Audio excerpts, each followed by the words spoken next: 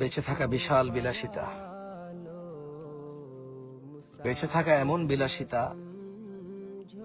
বেঁচে থাকা আল্লাহর এমন নিয়ামত যে মানুষ সুবহানাল্লাহ বললে আসমান আর জমিনের খালি জায়গাটা নেকিতে পরিপূর্ণ হয়।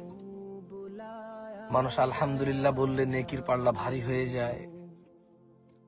বেঁচে থেকে মানুষ আল্লাহুম্মা সাল্লি আলা মুহাম্মাদ দুরূদ পড়লে 10টা নেকি হয়, 10টা গুনাহ ক্ষমা হয়, মর্যাদা বৃদ্ধি হয়,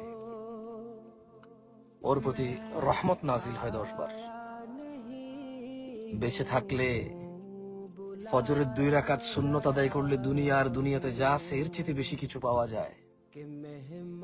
বেঁচে থাকলে ফজরে 2, জোহরে 6, মাগরিবে 2, ইশায় 2, মোট 12 রাকাত সুন্নতে মুআক্কাদা পড়লে আল্লাহ সুবহানাহু ওয়া তাআলা জান্নাতে ঘর তৈরি করবে। যে ব্যক্তি প্রতিদিন 12 রাকাত সুন্নত আদায় করবে তার জন্য আল্লাহ একটা করে ঘর নির্মাণ করবে। সুবহানাল্লাহ।